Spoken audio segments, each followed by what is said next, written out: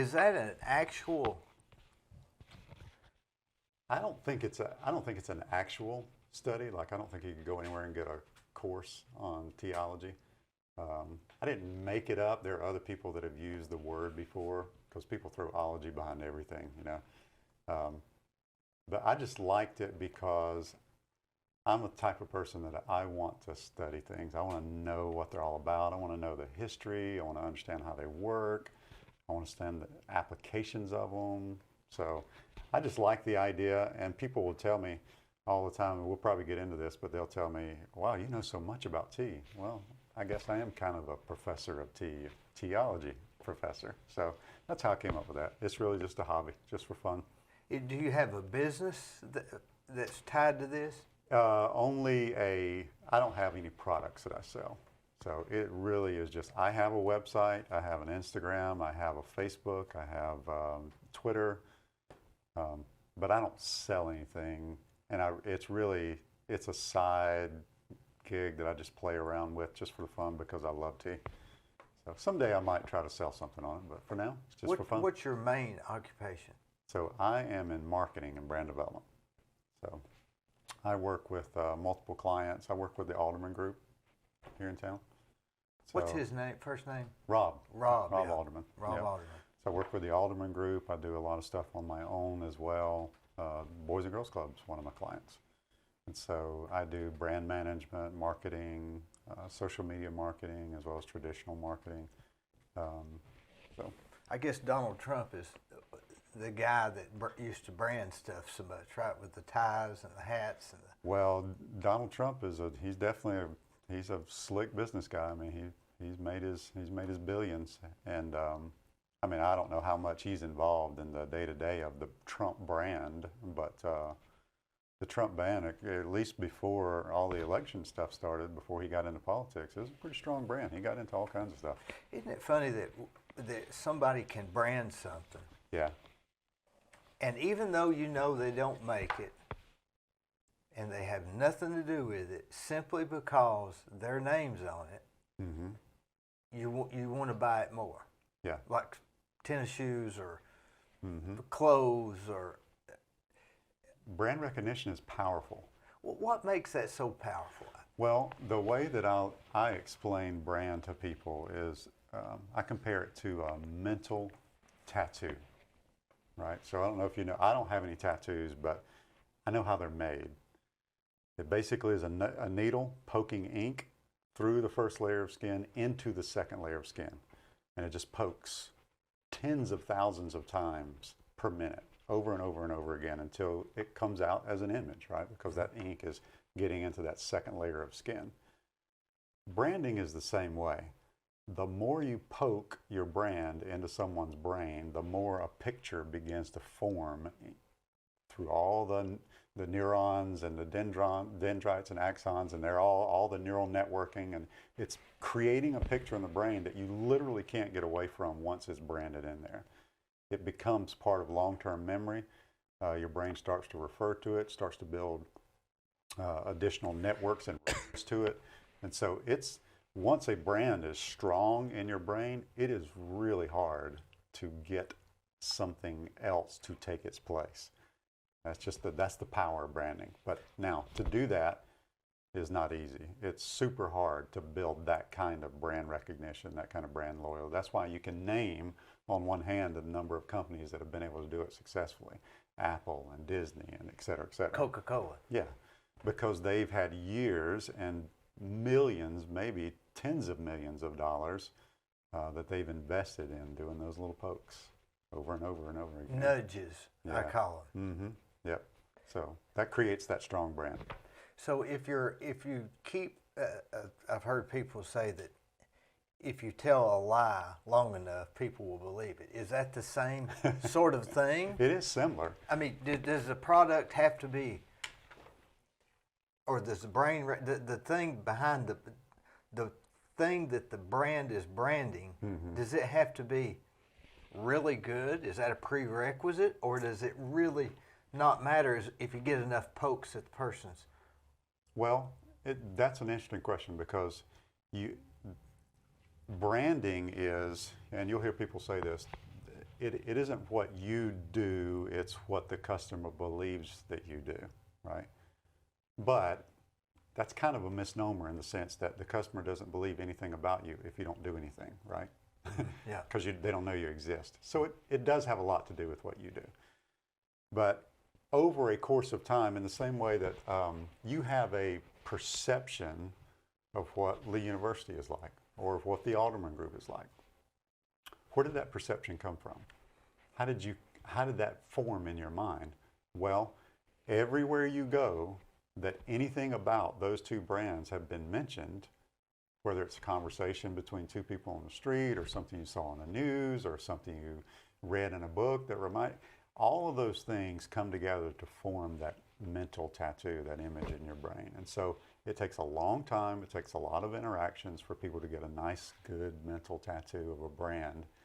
And you can't point to just one thing. And so in some ways, what I teach people in terms of branding is if you want to build a strong brand, in other words, you want to be the person who's driving the creation of that mental tattoo, then you need to pick what I would call a North Star, right? This is who we are and what we're about. And then you need to poke that over and over and over and over again, relentlessly and consistently poking that same message. Because eventually people start to believe that that is what the brand is all about.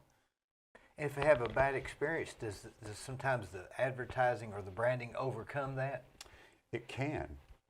So you take it, I'll give you a good example of what's going on right now. Now, I stay out of politics, and so you're going to have a hard time getting me to talk politics because I try to stay out of it. But if it's related to marketing, I love talking about it. And right now, the marketing battle, the brand battle between Trump and Biden is a perfect example of that. So Trump has had... Wait just a minute. Is there somebody behind them like you that builds brands that's doing this? Oh, yeah. Lots of somebody's behind them that are advising them, that are helping them. Yeah. They have whole teams. So this is no accident. Oh, no. Nothing about it's an accident. All right, go ahead. And so you've got Trump who's built a brand now over the past 30 years, right? Mm-hmm. You've got the Trump brand, and it's hard to escape that. Well, the Biden family has had a long history too. They've got their own brand that they've been building. Okay, but when somebody comes up and they say, maybe the news will post an article or do a story that's an expose saying this about Trump that's opposite of the Trump brand, or this about Biden that's opposite of the Biden brand. Well, you got people who aren't bought in who will go, well, there you go. That's it. Mm-hmm. But you got people who have already bought into the brand. They already have that strong mental tattoo. It doesn't matter what you tell them. They're going to look at that and go, I don't believe it. They could see it, not believe it. Yeah. Because they have convinced themselves. Their brain is literally protecting that image, saying, no, that doesn't jive with what I already believe, so I just reject that. And your brain is like, I teach people that your brain is like a gated community, right? In order to get new information into the brain, you have to have some way of telling the guard at the gate, yeah, I belong in there. Now, the guard at the gate in this situation would be your neurons? Yeah, it's just different parts of your brain that are taking in the sensory information from all different sources, right? And it's measuring that information and deciding whether or not it needs to get through. Does it have anything in here that it's connected to? And that's why a lot of times people will say, well, if it's novel enough, the brain will pay attention. Yes, the brain does pay attention to novel information, but it doesn't mean it'll keep it. What do you mean novel information? So like if you showed me something that was, you said, hey, look, this is tea, and it looked like that.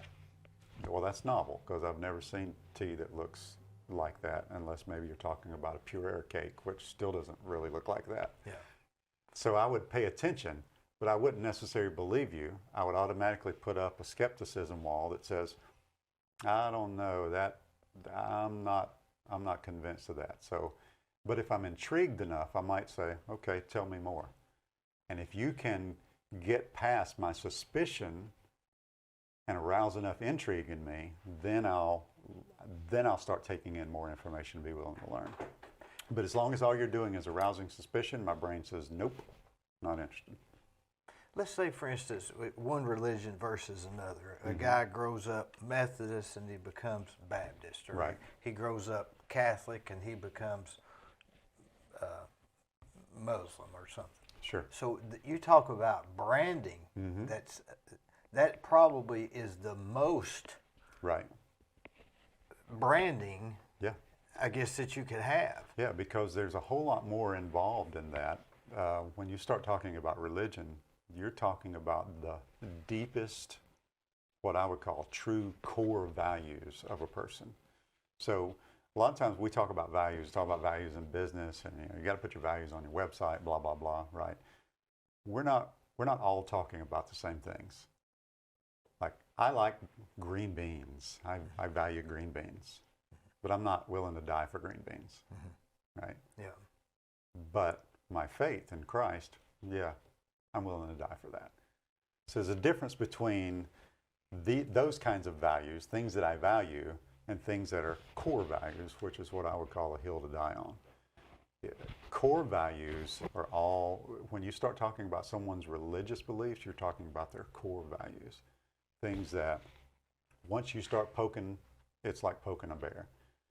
Because those things are held so deeply and so intertwined with not just all the wiring in their brain, but with the deepest part of who they are and what they believe about themselves.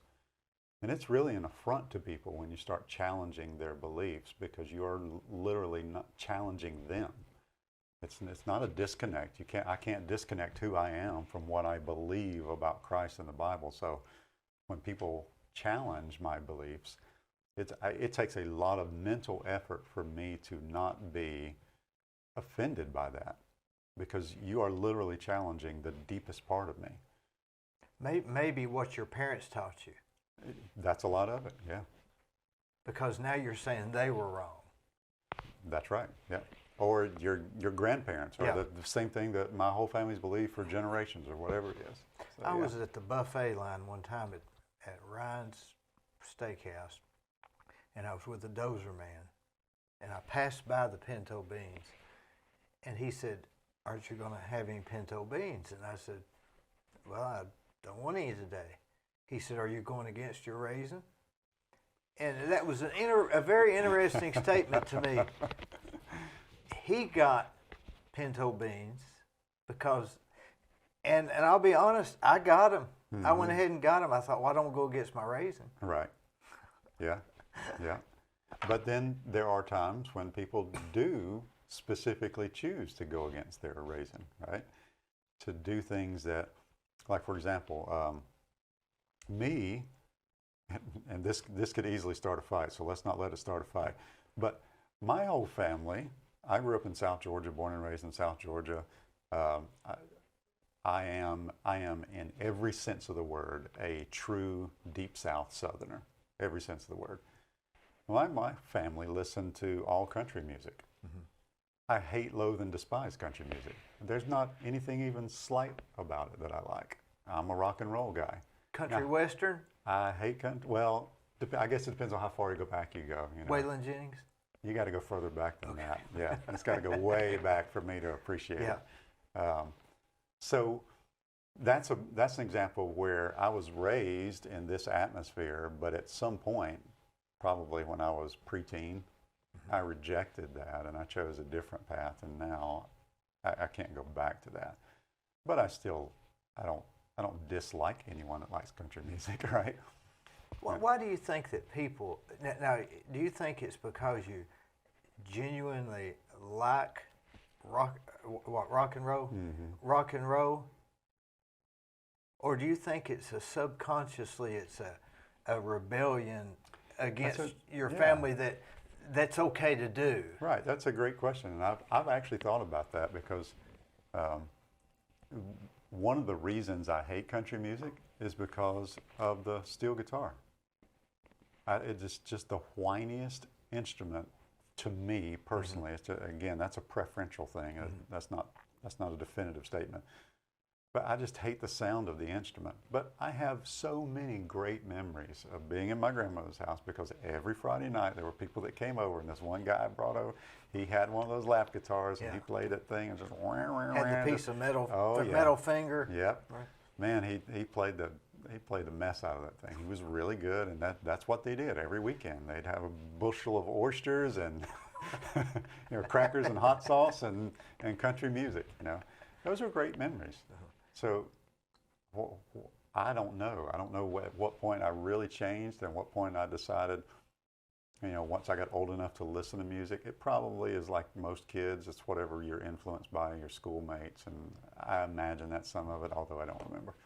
So. I like rock and roll and hard rock. I saw your website and some of the bands that you listen to, and I listen to them too, and Guns N' Roses especially, and Leonard Skinner. Yeah. I mean, if you don't like that kind of music, you haven't heard that kind of music. Right.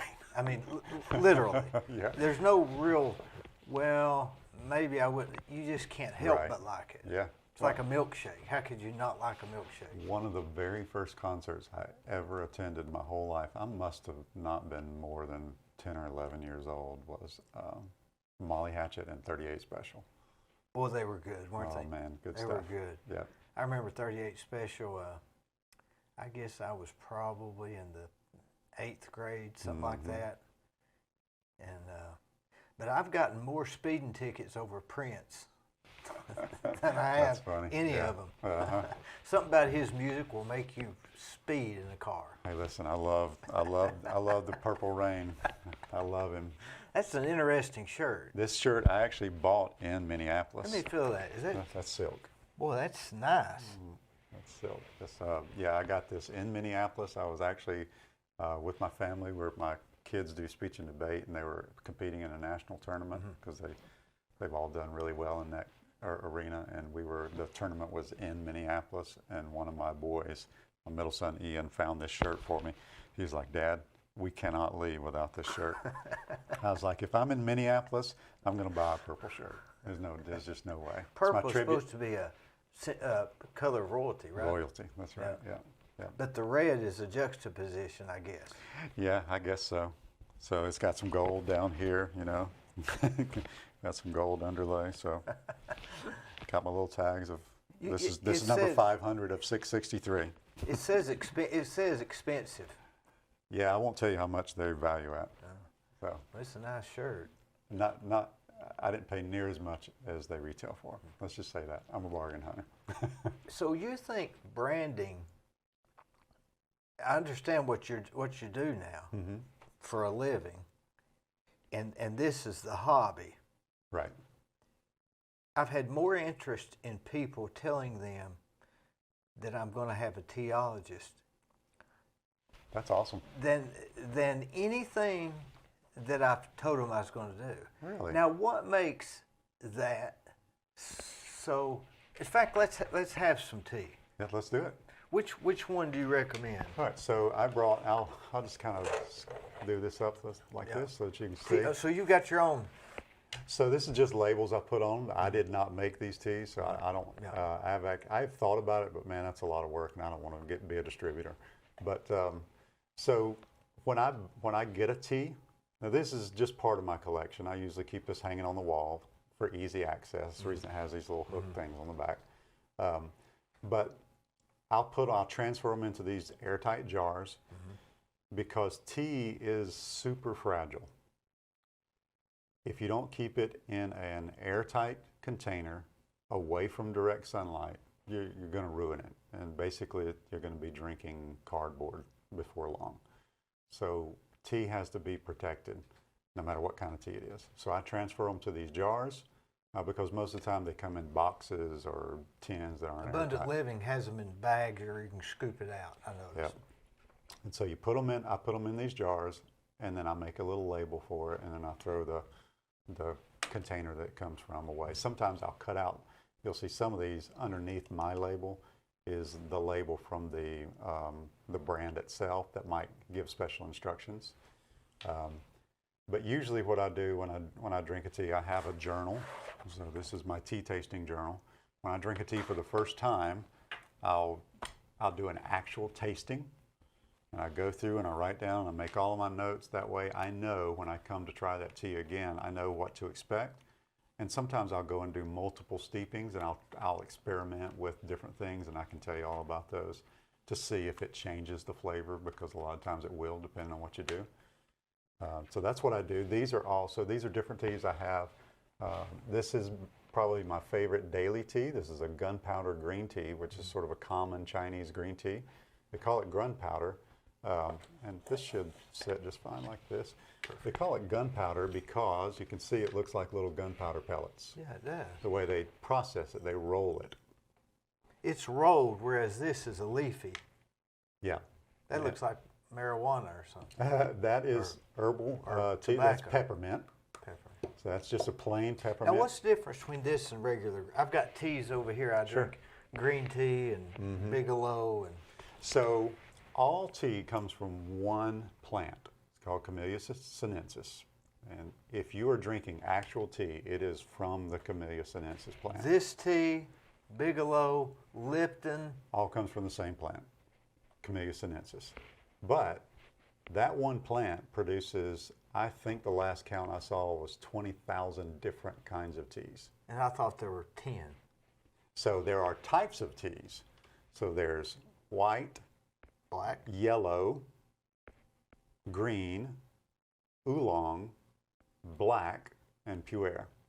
Those are your 6 types of teas, All from the one plant. all from the same plant.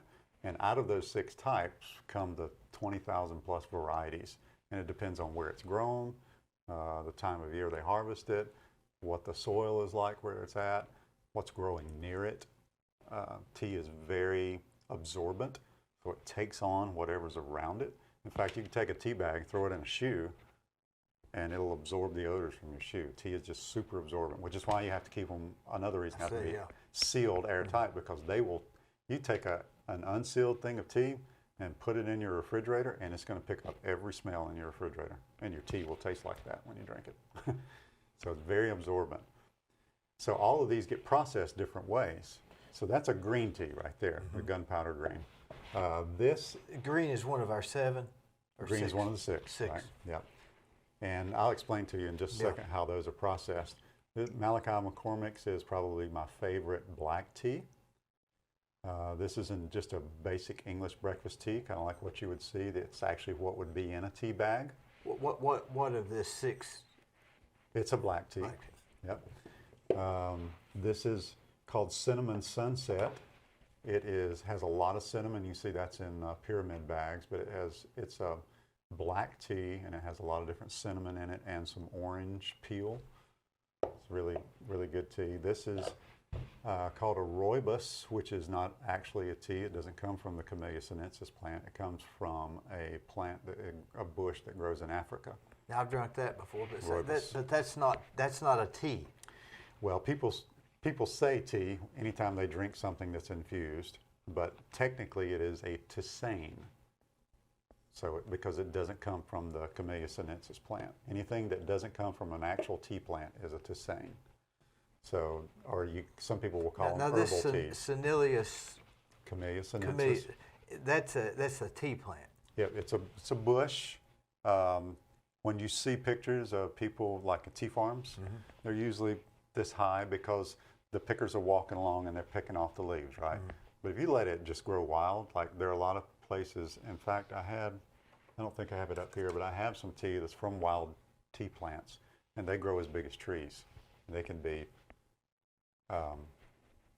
20, 30 feet tall. What would they taste like before you do this? Again, that's one of those 20,000 varieties. It literally depends on where it's growing as to how they taste. And the more you drink, the reason that I really encourage people to keep a tea journal, and I can make this, anybody who wants a copy of this, I'm happy to provide a copy free. They can just... And they can get a hold of you through your website. Yep, they can get a hold of me through my website or hit me up on social media, either at Teology Prof or Eric Wilbanks, either one, and just say, hey, I want a copy of that journal, and I'll email it to them. But the reason I encourage people to do this is because you train, it's like a lot of times tea is compared to wine. I don't drink any alcohol, so I don't really know exactly how similar it is, but the process of being able to distinguish subtle differences between wines, the same way with tea. Again, if there's 20,000 different varieties of tea, all from one plant, then you got to know there's some subtle differences there. So doing something like this trains your senses to pay attention to, you know, is it fruity, is it vegetal, is it floral, is it roasted, is it sweet, is it milky, blah, blah, blah, all those kind of things. And then just marking those things down, making notes, what's the brew color like, how hefty is it, how does it feel in your mouth, is it dry, is it wet, you know, all those different kind of things that apply to wine apply to tea as well. So someone that, like a Earl Grey tea. Yep, that's a black tea. Who says this is an Earl Grey tea? So what makes an Earl Grey is the recipe. So it's a black tea, and it's either scented or flavored with bergamot, which is a kind of a citrus fruit.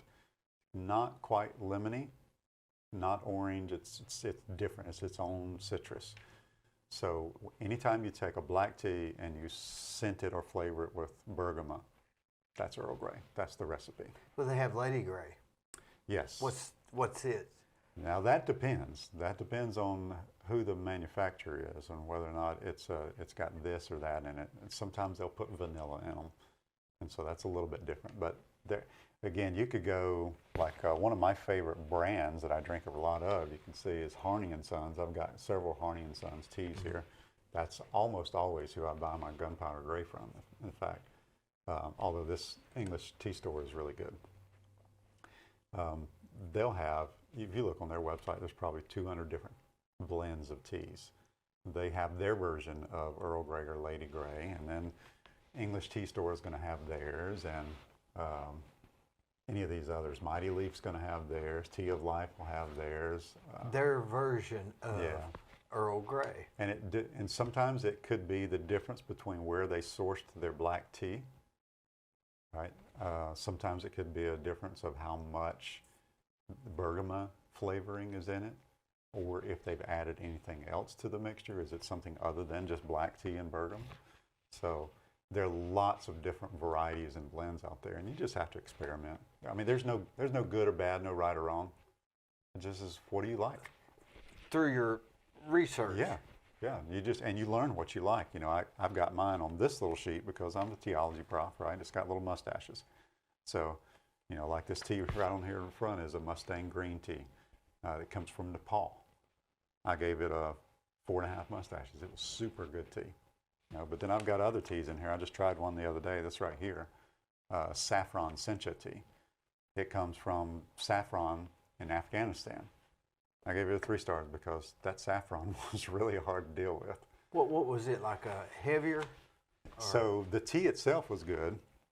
It was a green tea. It had ginger, which I love. It had lemongrass, which I love. It had peppermint, which I love. But it's the saffron that I couldn't get past. It was kind of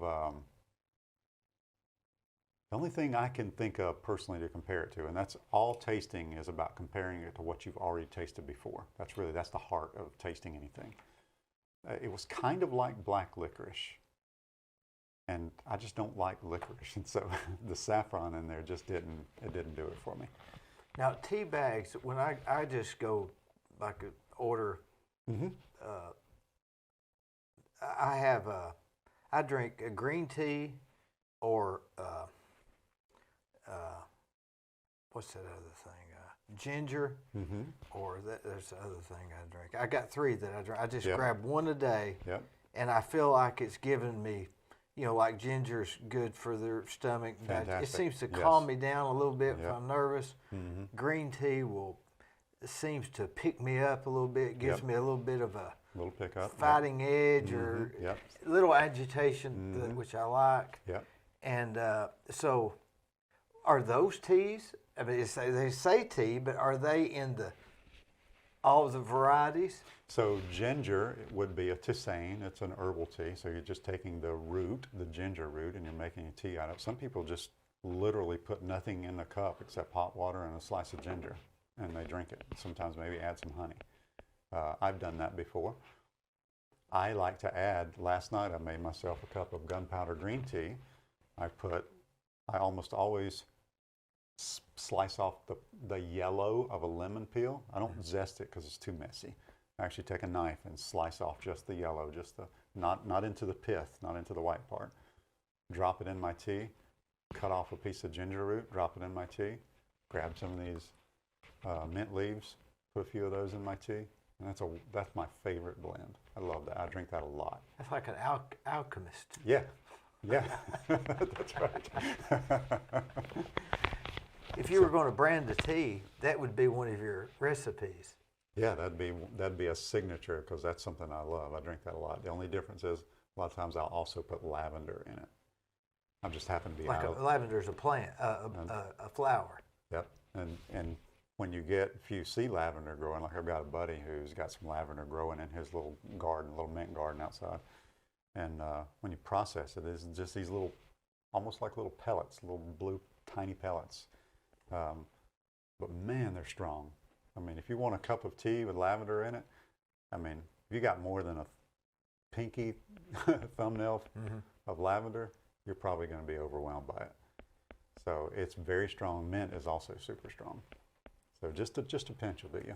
Now, do you do just the bags, or I noticed you got some? So yeah, I've got all kinds of infuser options. So like this is one, you just take your loose leaf. So almost everything I drink is loose leaf. I do have things that come in bags because I like them, and that's the only way they come. So I'll drink them like that. But I do prefer the loose leaf. You just drop it in there. Well, let's try some English breakfast, maybe. So yep, you just take a scoop, you drop it in there, and then you infuse it in your water. Now, for something like that English breakfast, if you wanted to try that, I would definitely recommend using a tea bag because look how tiny that is. And so if you use something like this infuser, some of that's going to get through, whereas if you use a tea bag, it's not going to get through at all. Well, let's do the infuser. Okay. So if you wanted to use, and then I use this every single day for my green tea. It works the same exact way. Oops. Sorry. So it works the same exact way. I just drop my tea in there. I pour my water in there, and then it brews, and when it's done brewing, I always set a timer. You just set it on top of your cup, and it'll automatically pour out into the glass. There's a little release mechanism on the bottom. So I use that every single day. Let's see, I was going to show you the rest of these teas real quick. That's a bag tea. That's coconut and black tea. This is actually the only working tea farm in America is in Charleston. And so this is black tea that comes from the Charleston Tea Plantation, Charleston, South Carolina. That's a good tea there. Vanilla cupcake. This is actually a rooibos, again, which is the African bush, and it has vanilla in it. Moringa is not a tea. It is a different kind of plant related to the holly. It's very energy oriented, so a lot more caffeine in it than tea typically is. In fact, this has probably as much caffeine as a cup of coffee. Yaupon is the same way, another holly bush, mostly grown in Florida and Texas. And then this vanilla coconut is a black tea. It's just a black bag tea with some vanilla and some coconut in it. So what sounds good to you? Well, let's try this. This one? No, that's the bag one. That's the moringa. We want to do one. We want to do one with that, right? You want to do one with this? Yeah, I think and you so. can use this too. This is another infuser. Same thing. You put your tea in there and you set it down. Or some way that I'll do it sometimes is if I have a pot, I'll put my leaves in my pot, let it brew there, and then I just use this as a strainer, and then set it aside. And that's better than a tea bag. And here's why. If you like tea, it doesn't matter what anybody says is better or not better. If you like it, then that's all that matters, period. But it's kind of the difference if all you've ever had is a hamburger from McDonald's and then someone takes you out to a really nice steakhouse and gives you a steak. It's both meat. They might even both have come from the same cow. But you realize there's something quite different about this over this. The difference is all those things I said at the beginning. Tea is so fragile.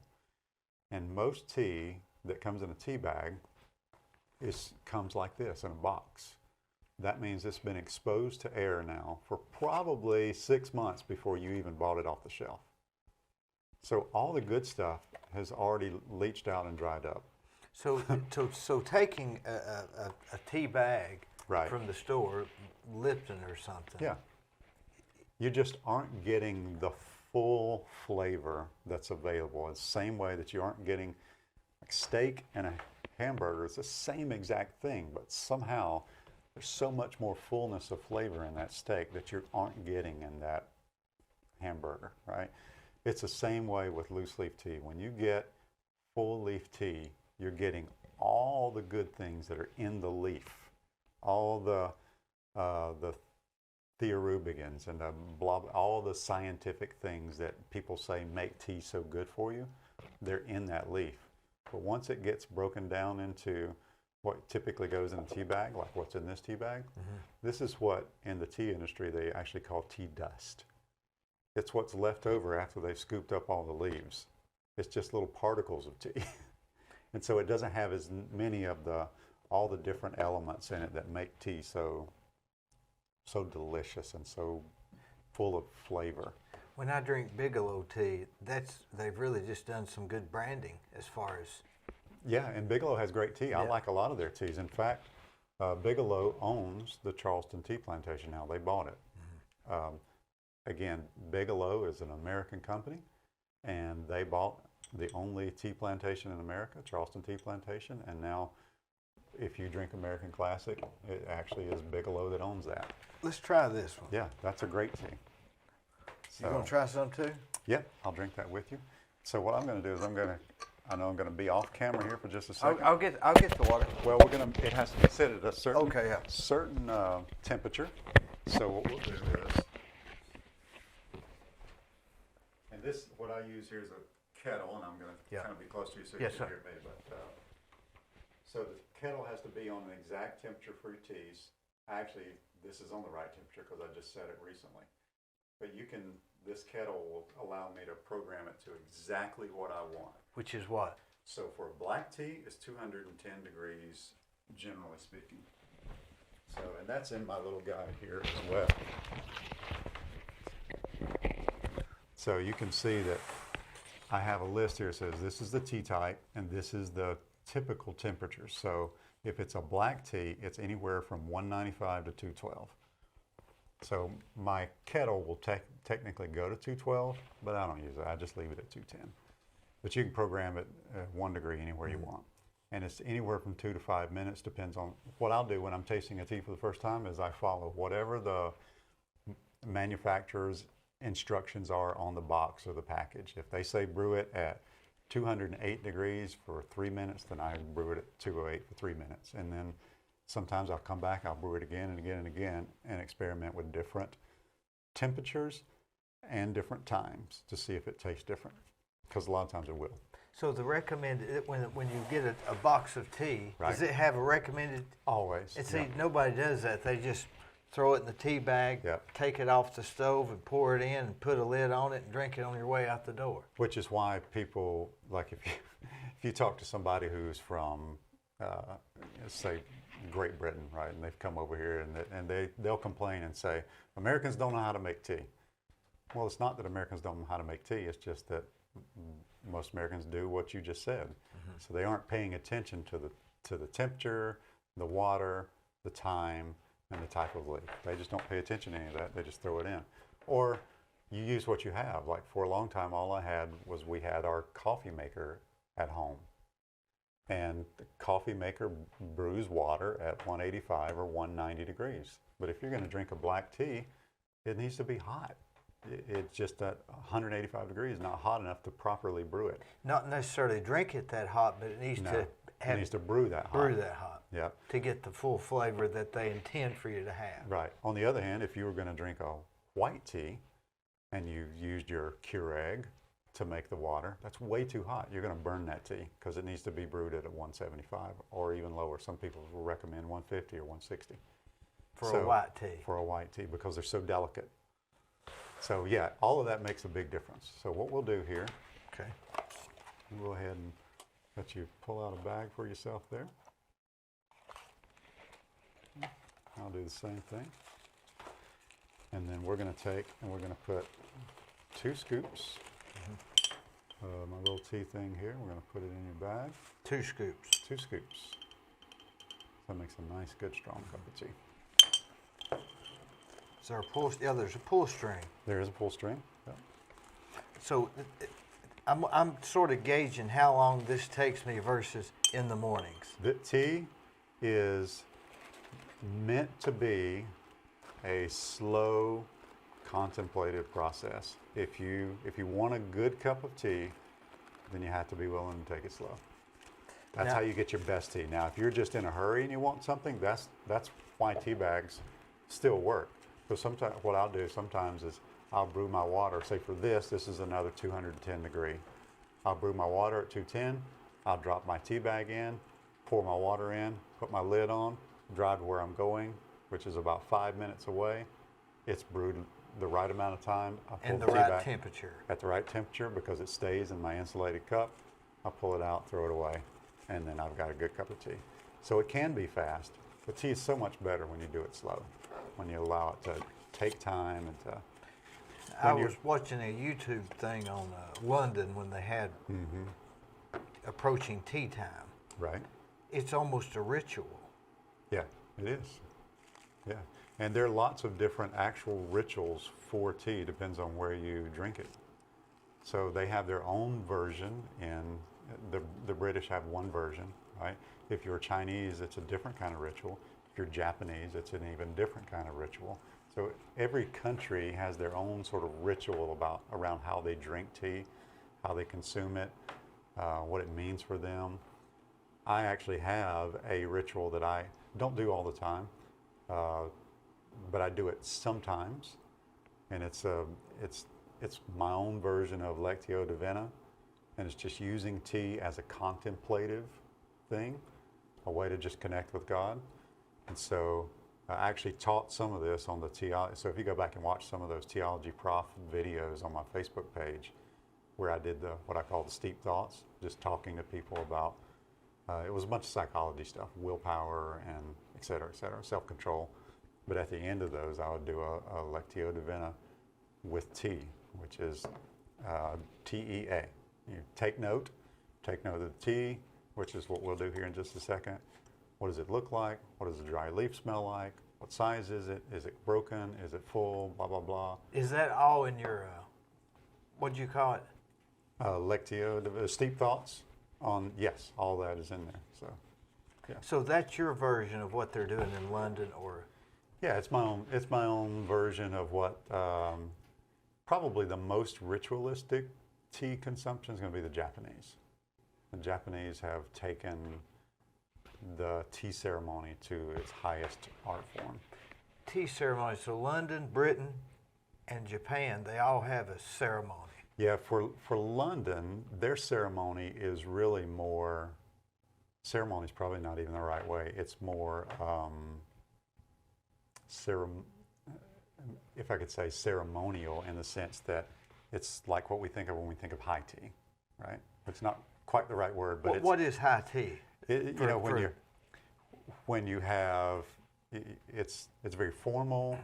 You have your tea brought out. You have your layered, you got your savory things and your sweet things Sandwiches on the top. You have your little sandwiches and your cookies and all those kind of things. And so that when you go to a nice restaurant or hotel and they have tea time, that's really what they're giving you. Are they eating all those things? The different, are they eating? Mm-hmm. Yeah, that's, at what time? So a lot of people will say 3 o'clock is typical kind of tea time, but you can go to a tea time at just about any time. I mean, I think the earliest ones probably start at 10:30 and go all the way until 5:30. Wouldn't that hurt production to stop at 3 o'clock? And I don't know. I mean, I have tea all day long, so. But I mean, to have a ceremony.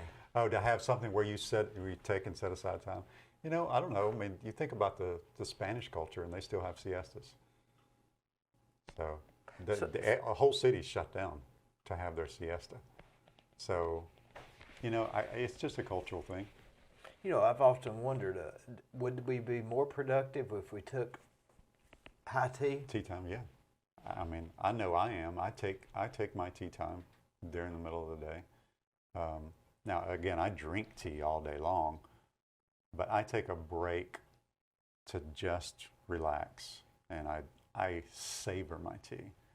You know, I smell the aroma that comes off of it. I mean, I really take time to let it relax me.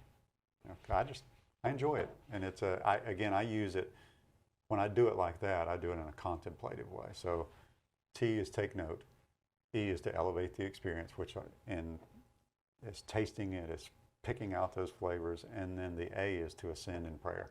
There's actually a scripture that says, I'll get the quote exactly wrong, but it's in the Old Testament, and let me find that for you real quick while we wait for our water to brew. How do It's we know from when it's Psalm 14:12. It says, "May you accept my prayer like incense." And of course, in the Old Testament, in the tabernacle, they used incense as a part of their prayer time. And so I don't use incense sticks or incense oils necessarily. I use tea as my incense because the aroma that comes off different teas is amazing. if you're in the middle of the day and you got a real problem you're trying to work out, would tea time help you or hurt you? I think it depends on, like for me, if I've got a real problem I need to focus on, actually what I do is I go for a walk. I like to get out in nature and I just like to walk around. Not high tea. No. Tea for me, I do it especially when I do it in a contemplative way, it's about relaxing. It's about just saying, I need to unwind for just a few minutes. I'm getting way too worked up over this problem. Right? I need to chill out. I need to relax. I need to calm down. And so I use tea for that. Maybe because you're going through all this stuff, smelling it and paying attention to the texture and the taste, maybe that's a way of not thinking about the other thing. Yeah. It's probably similar to what people would say is mindfulness. I don't know a whole lot about mindfulness other than the fact that it's paying attention to details, slowing down, paying attention to what's going on. And I do that with tea. When I take tea as a contemplative break, I slow down and I pay attention to just the tea and to what's going on with it. And I actually have a tea service where a company will send me different kinds of teas every month. And I use those to do my tea tastings. And my tea tasting is always a very slow, quiet, purposeful moment. And it doesn't take long. I don't take hours to do it. I take 15 minutes. But it's 15 minutes where all I'm doing is focusing on the tea. Do you think it's not as much as focusing on the tea, but not focusing on the other stuff? If you were using it as a way to sort of get your mind off, absolutely. So, yeah. But for you, that's a byproduct. You really want to study the tea. I do. I want to train my nose and my tongue to detect all the tiny little subtleties of flavor that are in there. In fact, a perfect example of that is my tea story, which is actually on my website. You might get a hoot out of it if somebody wanted to read it. But I drank tea with honey in it for a really long time. And then I went through this time where I felt like I was getting too much sugar in my diet and it was causing me some health issues. I thought, okay, I'm just going to cut sugar out for a while and we'll just go from there. So I quit drinking honey in my tea, which I had done for a decade. And that's all I would drink in my tea was honey. Well, it took me a month to get to where I enjoyed any tea anymore because I realized what I was really enjoying was the honey mixed with tea. Mm-hmm. And I wasn't enjoying the tea. But then it took me, like I said, about a month. I finally got used to it.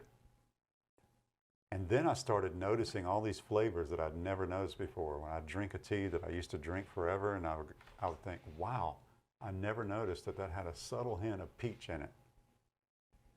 Or, man, they must have grown this tea near roses. Because I can taste that rose inside the leaf. I would have never noticed that because of all the sweeteners that I had in my Would tea. that be a certain brand, and you'd say, "Oh, I want to get some more of that"? Sometimes I do. I mean, if I taste a tea and I really love it, then that's the reason I have this. So I can go back and go, I loved that tea. I'm going to order more of that. Yeah.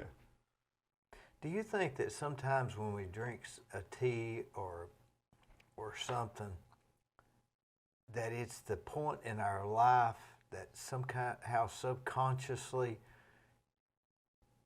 I was in Montego stayed at the Montego Inn. Yeah. And they have I forget. I was there. I was building a building in Grootly Lager, in the middle of nowhere, and I would go up there and stay at that. I really kind of used it as a nice vacation. I'd stay there, and they would come around and at breakfast and bring out the box and raise it up and say, Right. which tea do you Which want? tea do you want? And I Yep. remember it was Robios, and boy, that really, it just hit the spot. Yeah. And I think it was maybe subconsciously the job was going really good. I was on budget. The people were happy. Everybody, everything. It was just. Everything's clicking. I relate when I drink that Robios tea. I get that same feeling that Yeah. I had sitting at the Montego Inn. So, and that goes back to your branding. I think. Yeah, absolutely, 100%. Yep. In fact, you probably can think of things because it's weird how the brain works like that. We make these associations and these connections, and it literally, again, is the brain creating. It's like a tree. If you could see all the neurons, the way they make the neural network, right? But it's making connections, and so you have this great memory, but then your brain adds, oh, you also had some rooibos tea while you were there, or oh, you were also doing this, and so your brain starts adding those other things, and then that way it can trigger those things, and so you can have a cup of rooibos, and the brain can take you back to that moment that was really special for you. It's just like when you hear a song, you know, you might hear a 38 Special song, and it takes you back to when you were in 8th grade. I'm skating That's right. I'm skating around the skate rink in Athens. 100%. Yep, I do that all the time. They say if you could control the nation's music, you could control the nation. Yeah, that's probably true. Is our tea up? It is. So, if you want.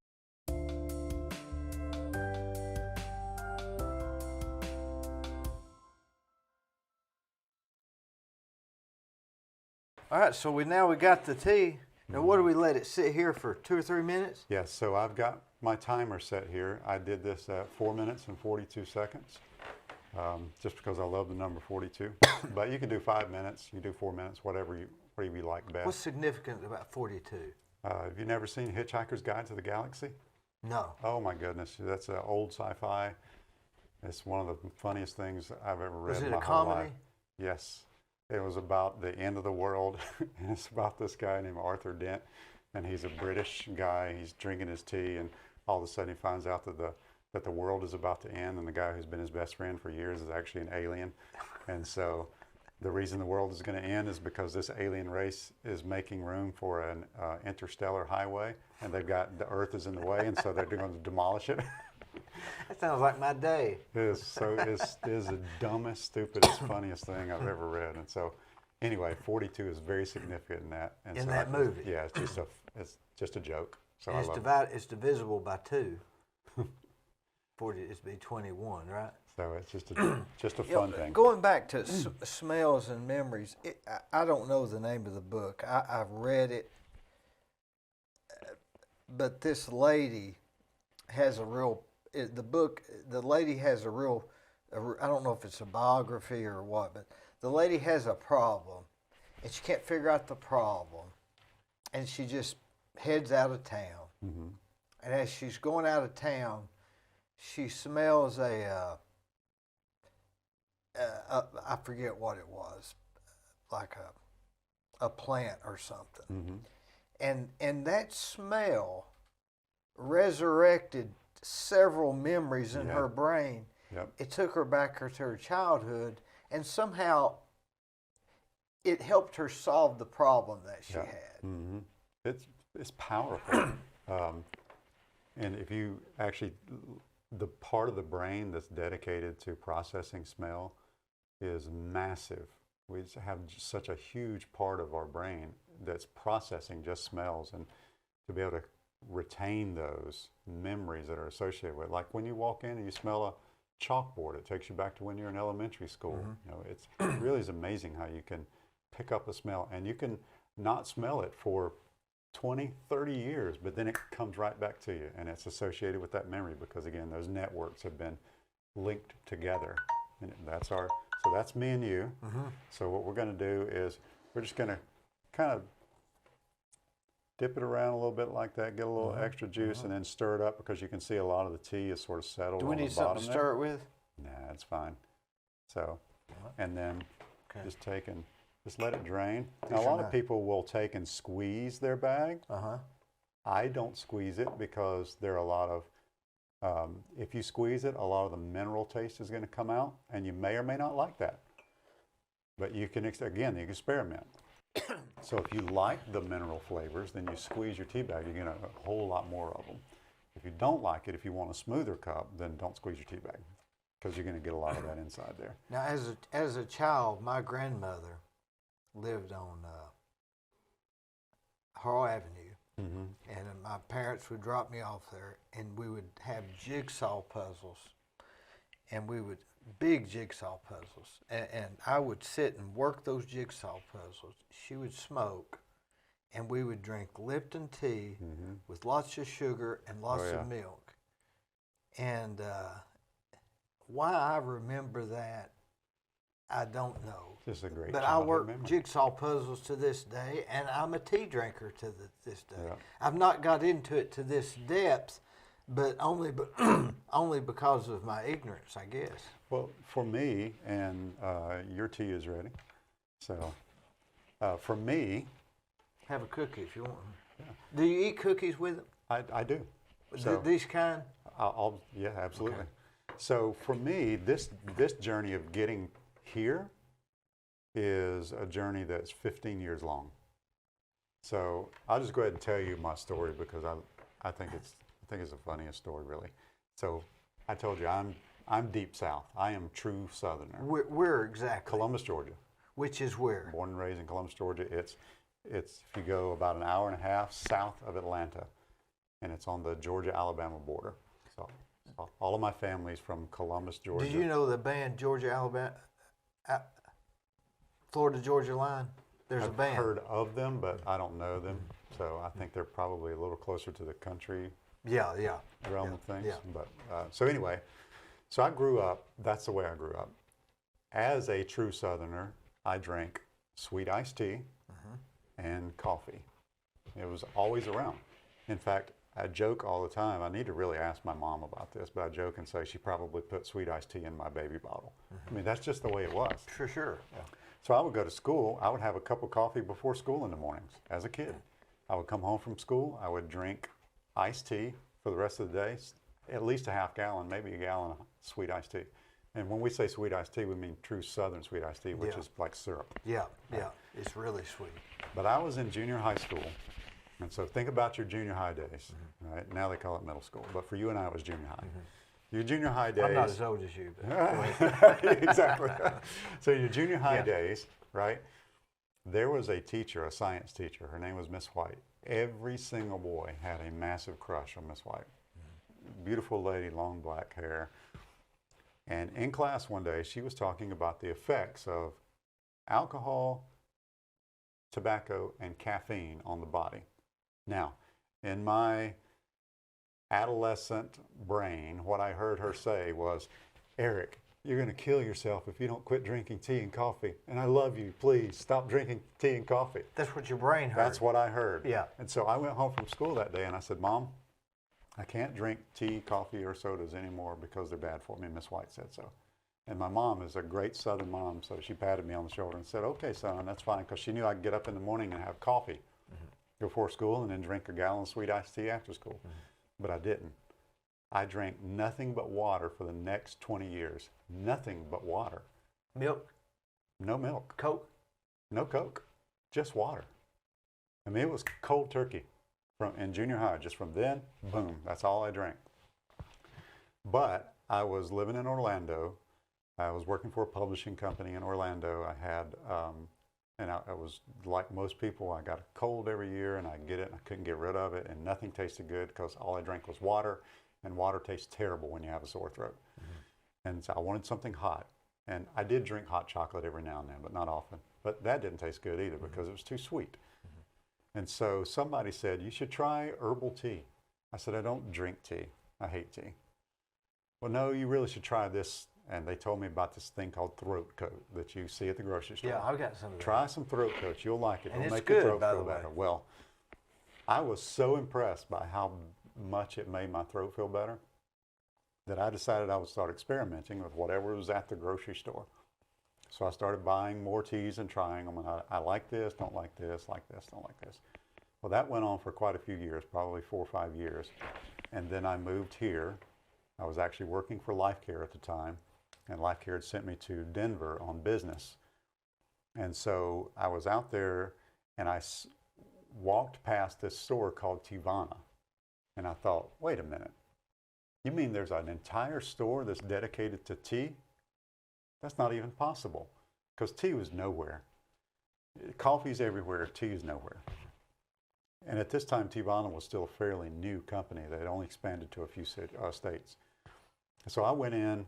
They told me about all their loose leaf teas and maybe try, and I was absolutely blown away by how different it tasted from what I was used to. So I bought up a whole bunch of that stuff and shipped it back to Cleveland. And since then, I have been on a journey to learn as much as I can about tea. I have a whole library full of books on tea. I study tea, I journal tea, I drink tea because I just love it. And I'm so fascinated by the fact that one plant can give me so many different flavors and looks. Do you have any ADD or ADHD or were the compulsive disorders? Nope. No. I just am, I love to learn. I'm a student. So if I find something I like, then I study it because I want to understand it. My dad taught me, my dad was typical, Southern guy, just very smart, but not school smart. And he would always teach me why. Why does that work? Because I could come home and I might be working on a math problem and I'd get it right. And he'd said, yeah, but why is it right? I don't know. It's just right. Well, then you don't know. So he taught me to always ask why. Why does something work like that? And so when I am trying to learn something, so tea is one of those things. Again, it's just a hobby for me. It's not something, I don't spend all day, every day thinking about tea. But I want to, if I'm going to learn it, then I want to really learn about it. I want to know why it works that way. I want to know the science behind it. I want to understand the plant and what makes it so different. And why is it that if you grow a tea plant near jasmine flowers, that all of a sudden that tea tastes like jasmine? That is very odd. Yeah. So those are the kind of things that fascinate me. So this is your American Classic Charleston Tea Plantation. Charleston. This is just a black tea. And Made in the USA. Made in the USA. Where Trump's trying to win the vote. That is a good tea. It's nice and smooth. And so like on if I were doing this for in fact, I'll just do one. Because I don't think I actually. Yeah, let's do one. Let's I haven't. So what I would do is I would go through and I would write down the name of the tea, the brand, the vendor, the country of origin, America.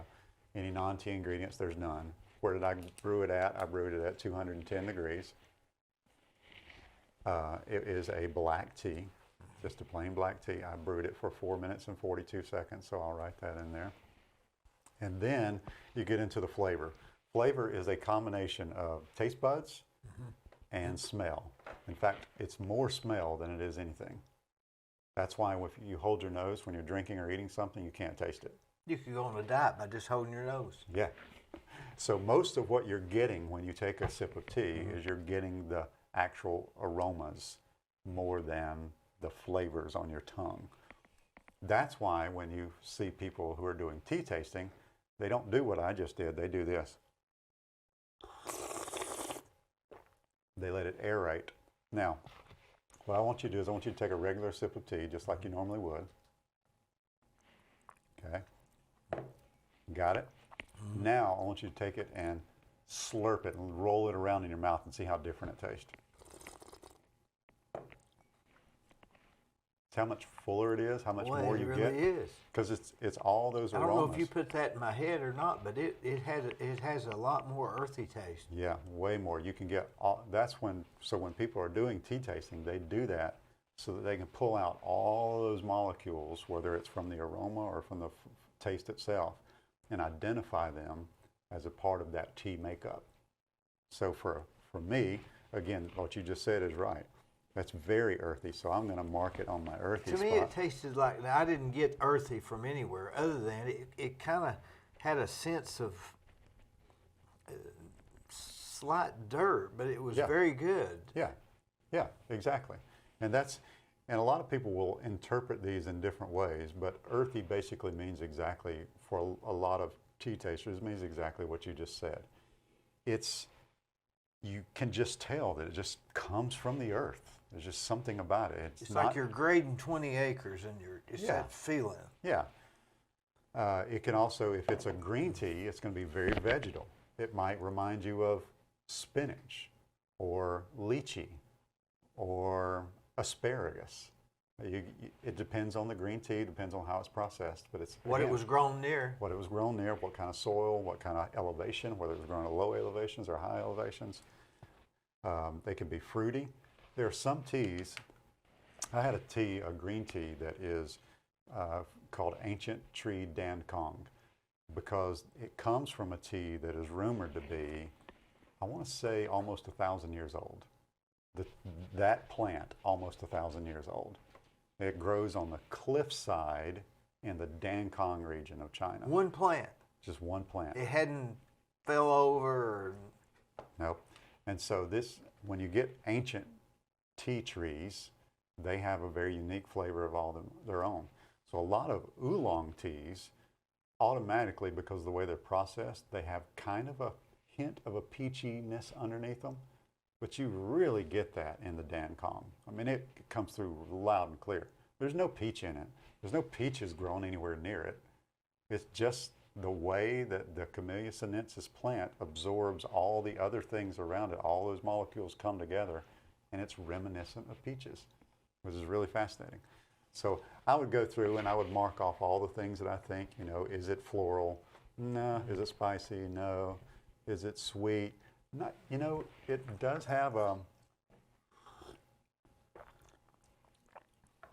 I don't get any sweetness. I don't get any sweetness. For me, way down underneath, there's just a tiny hint, and again, it's different for everybody. So that's why you fill these out for yourself and don't depend on what it says on the package, because a lot of times whatever the package says, I'm like, I don't get that. I didn't taste that in there at all.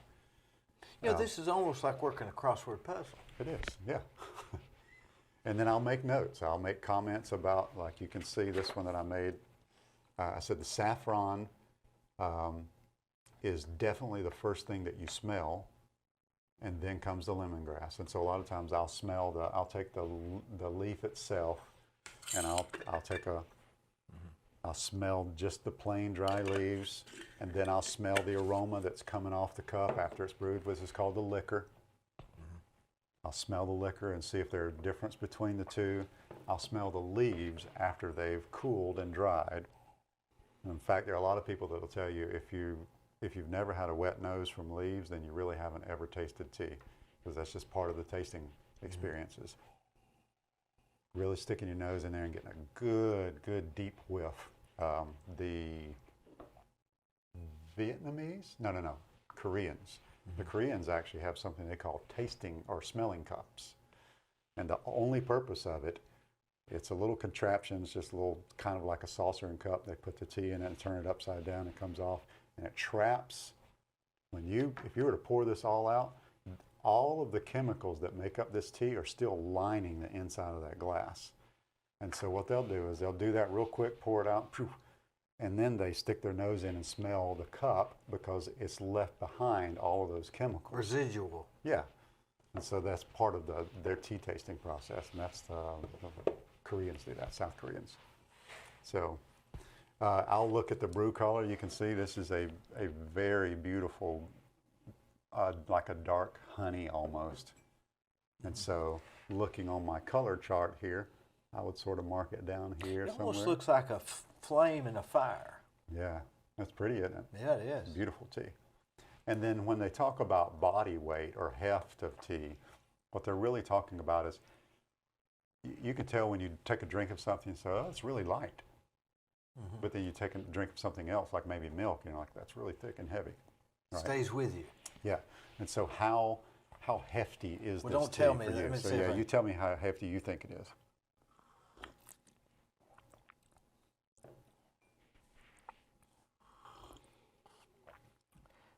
I would say it'd be a little right of medium. So you put it, I would put it here. okay. What do And you- I would have put it just because I have other teas that I have tasted. That you're comparing to. Yep, I would have put it just slightly left of it. So we're If you pretty get much the same ballpark. if you get much righter than this, what would the tea that was here? That Yeah. would be a I don't think I've ever had a tea that so far that I've tasted that I would put all the way down there on of what I would call a full There's hefty. some The obviously- closest for me would be a Puer. I've had a Puer in New York, which the place is not even there anymore. It's called Sanctuary Tea, and it was an age. So one difference in tea is that a lot of times you'll hear people talk about the difference in the teas, you know, white, yellow, green, oolong, black, is the fermentation. Tea is not fermented. It's oxidized, and there's a huge difference chemically between those two things. So if you take a banana and you peel it open and you set it on your counter, what happens to it after about 15 minutes? turns brown. That's oxidation. Same thing with a potato or an apple. Okay, that's oxidation. That's not fermentation. Fermentation is when it's breaking down and it's turning those sugars into alcohol, right? That's fermentation. That's different. There is a type of tea, though, that is fermented. That's Puer. So what they'll do is they'll take black tea, they'll pound it into cakes, and I'm really oversimplifying the process, and then they set it aside to age. And there literally are teas that are hundreds of years old, but you and I can't afford even a cup of them because they're so expensive and so rare. And they have some alcohol, I guess, if it's fermented. Yeah, they're fully fermented, and so it's. I don't know what the alcohol content is. I don't know enough about the really true aged Puers to know that. I've only had Puers that are been aged for 5 or 10 years or whatever. But those are they can be very hefty for me. Now, other people might say something different, but for me, I found those to be very hefty. There's another thing in tea where people talk about the mouthfeel, whether or not it feels real dry on your mouth, which is like you would call it bitter, but what you're really talking about is what in tasting they would call astringency. This is heavy in that. I can feel it. Yeah, and that's because of the tannins. So when you get process a tea to become a black tea, the black is a tannin, and a tannin is very bitter or astringent, and so you get that and so the more of those black tannins that are in the tea, the more astringent it'll be. If you had squeezed your tea bag, you're going to get a whole lot more of that, and it's going to have a real bite to it. And I don't mind it. Yeah. Sometimes I like that. Yeah. Sometimes I'm looking Yeah. for a bite, and Yeah. so I'll do that to get that extra bite. You can do the same thing just in the way you brew a tea. Like if I'll take my brewer, and I've got green tea, and I drop my leaves in there, and I'm pouring my water in there, I can do 2 different types of infusion. I can do direct or indirect. Direct means I'm pouring the water right on the leaves, and it's just jostling and going crazy, and leaves are stirring everywhere. That brings out a lot more of those minerals. Indirect means I'm pouring the water on the vessel, and it's seeping down, and the tea is just slowly floating up. And so, It's your wife. yeah. And so when that's happening, you're going to get a smoother cup of tea because a lot less of those minerals are going to leach into the water. When you pour it indirect. Right. So it's amazing how little tiny things like that can make a tremendous difference just in the subtle flavors of tea. Now, if you are Again, if you aren't getting to the place where you're going to take the time to look for those subtleties, you won't notice it. But if you do take the time to slow down, let tea, because again, tea is, I always tell people the difference primarily between tea and coffee is that coffee is meant to be a fast drink and it's meant to make you feel fast. Okay? It has, on average, 3 times more caffeine than a cup of tea. Average cup of tea can have anywhere from 50 to maximum of 90 or 100 milligrams of caffeine, but a cup of coffee can have up to 150 just for a regular cup of coffee. And then when you get into those other specialty coffees, they can have more than that. Okay? So there's a lot more caffeine. So coffee is meant to be fast, meant to make you feel fast, go fast, drink fast. Tea is slow. Sort of like high tea. Slow down. Yep. Think about it. Yeah. That's the reason that tea is, it's the second most consumed drink in all the world, second only to water. Is that right? No other drink. So it's more than coffee. More than coffee, more than alcohol. Tea is the second most consumed drink in the world. And it's been consumed for ages. And if you ask the Chinese, for 5,000 years they've been drinking tea. Right? The rest of us haven't come along that. The East Indian Tea Company brought it over to the British, we'll say. Now go back to that. Here, have a cookie. Oh yeah. Go back to that. The East India. That interests me. So, is this a good? Oh yeah, yeah. I love these cookies. So in the history of tea, once it was discovered that the Chinese had this drink that was phenomenal, it was so different, then the Europeans wanted a piece of that action. And they had this East Indian Trading Company, which was basically shipping, right? They would go to foreign lands and they would bring back exotic things, right? Mostly for the aristocracy. Well, at that time, you really only had water, milk from your animals, and alcohol. And most of parties, whether it was a dinner party or just a social gathering, was a chance for the guys to sit around and get drunk.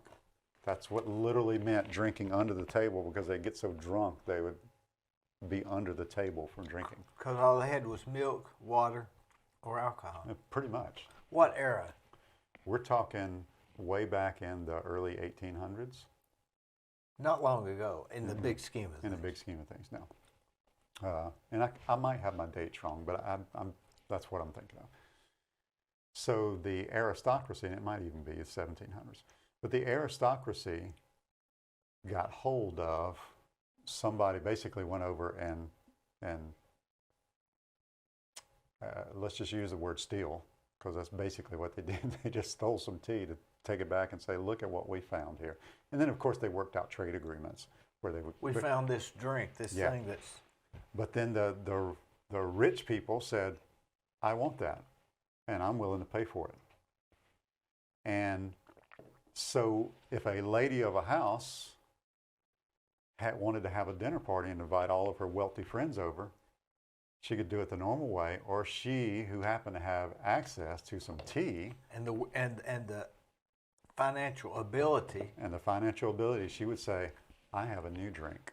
Come over for this party. And so the women started drinking tea as a way to showcase their wealth and their status in society.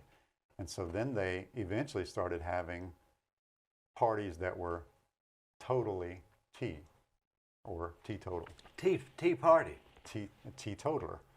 Yeah, so if you've heard people say, oh, I'm a teetotaler, well, that means I don't drink alcohol, right? Well, those parties were teetotal parties. They were parties that had no alcohol. They were just tea, because tea was the in thing. It was the hot thing. It was the thing that so few people could get their hands on.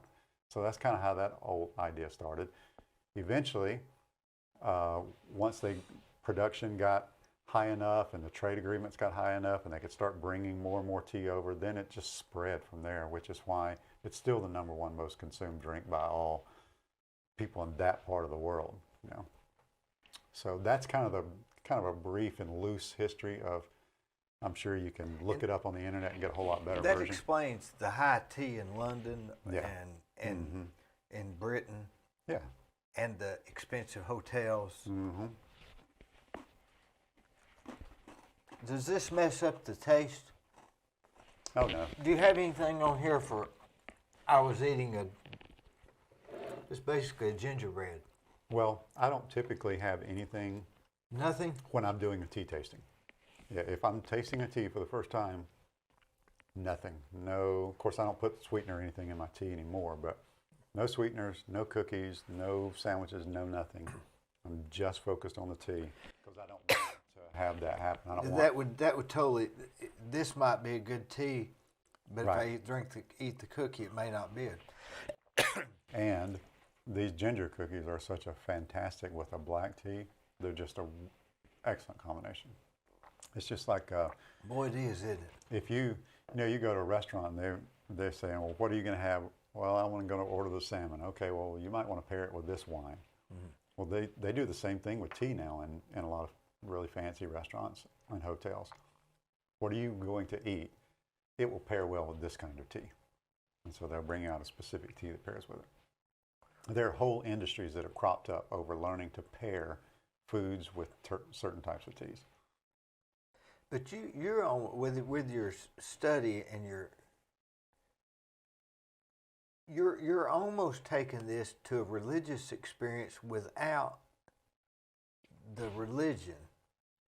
I think there's something about stopping Mm-hmm. and thinking about something else, Mm-hmm. focusing on something else, Yep. relaxing, taking a few minutes, whether it be filling out this form Sure. Right. Yeah. or deciding what the taste is. It's almost methodical in a sense. Mm-hmm. I don't know what to compare it to. Yeah. Almost like they would, go and pray in front of the Muslims go and pray and chant in front of the wall. Right. Yeah. Yeah. What would you compare this to? No, I think that's a fair comparison because it is ritualistic. Ritualistic is what I was looking Yeah. for. And I mean, there's psychological value in ritual. Go deeper with that. The fact that you have something that you can go back to, something that to use a more generic term that centers you. Like this is something that I do. This is a process that I use, and it can be anything. It can be I have a ritual that every morning I get up and I put my slippers on because it feels so warm on my feet, and I walk to the window and open the shade so I can see the sunlight, and that can be a ritual. It has nothing to do with the slippers, the warmth, or the sunlight. Yeah, Maybe.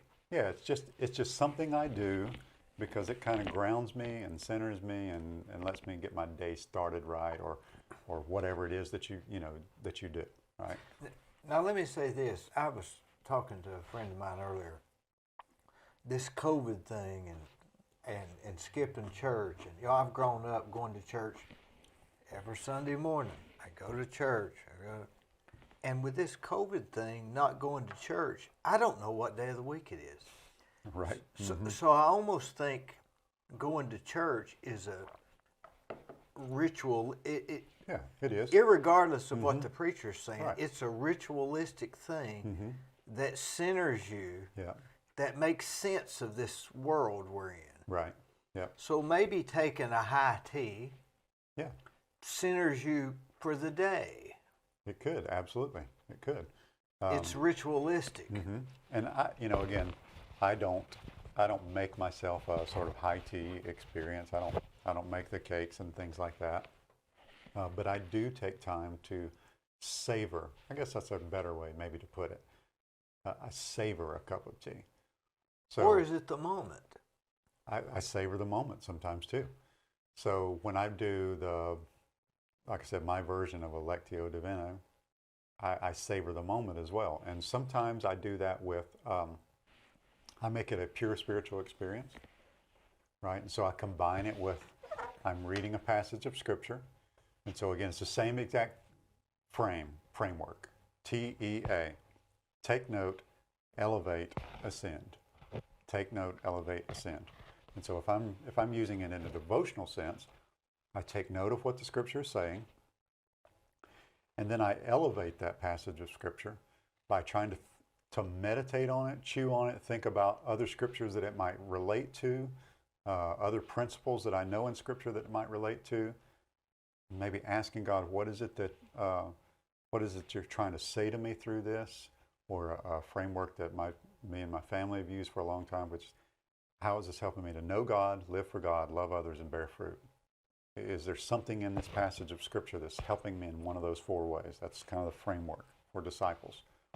And then the final part of that is the ascend in prayer. That's from the Psalm verse. You know, my incense rise to you like prayer.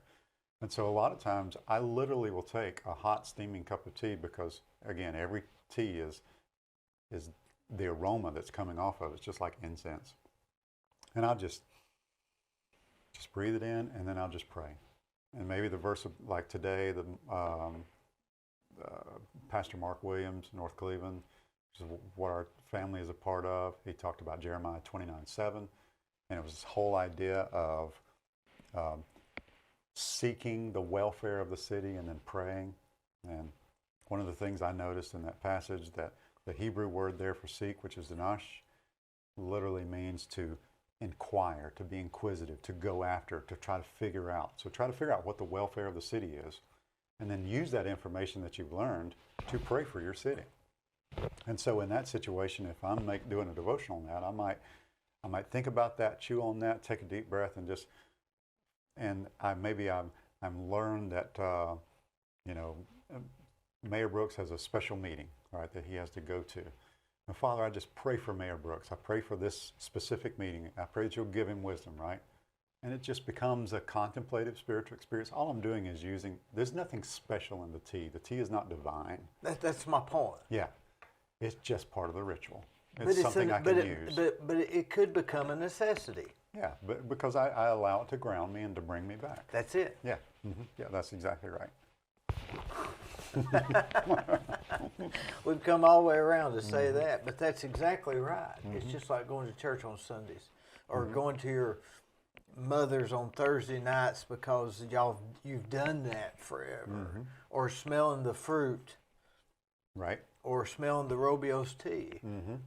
Yeah, so many things that we can make rituals in our lives, and they can be good rituals or bad rituals. You know, it's just a matter of habit. Now, going back to branding,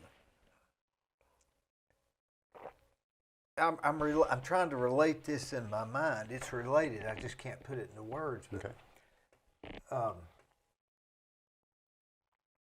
If you can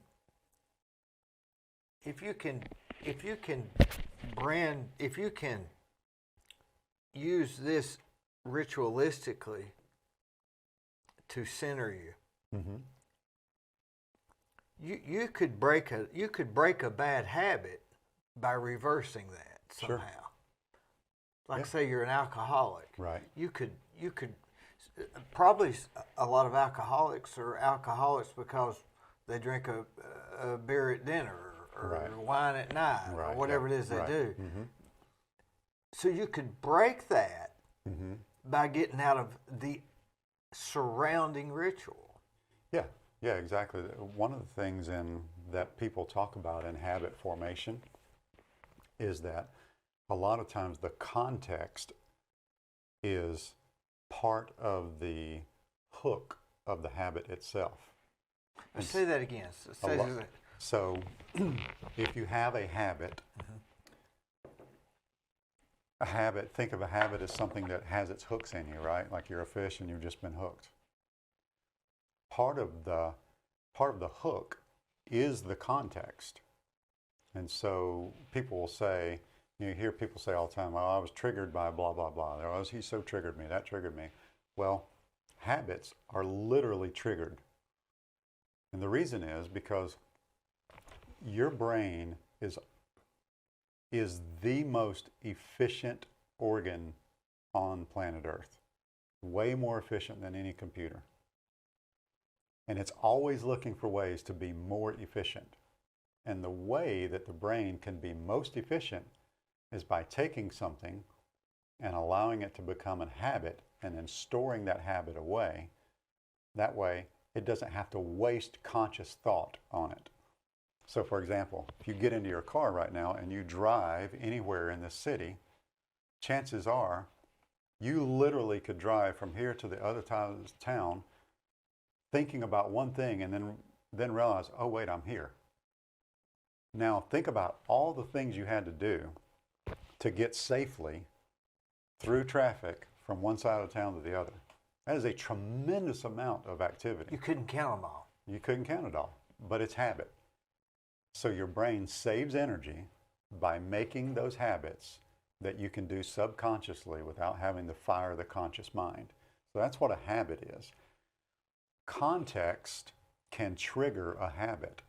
And so if you establish a habit of praying with a cup of tea, then that could be, if you love drinking tea and you have a hard time making yourself pray or read the Bible, and that's something you really want to do, then just tie it together. Tie an existing habit or context into what you want to be the new habit that you can add to that. And eventually, if you do it enough, they will become tied together and it'll just seem like second nature for you. Like if I don't say a word of prayer when I take a cup of tea, then that would be weird because I've gotten so used to praying every time I take a nice whiff of a cup of tea, right? See, I want to work a jigsaw puzzle. Yeah, exactly. That's right. That's a habit. It's a connection that I didn't consciously make, but it's there. Right. Yeah, and tea becomes the context for the jigsaw puzzle, but it could also work the other way around. If somebody pulled out a jigsaw puzzle, you might all of a sudden say, I really wish I had a cup of tea right now. That's right. Right, because they're connected.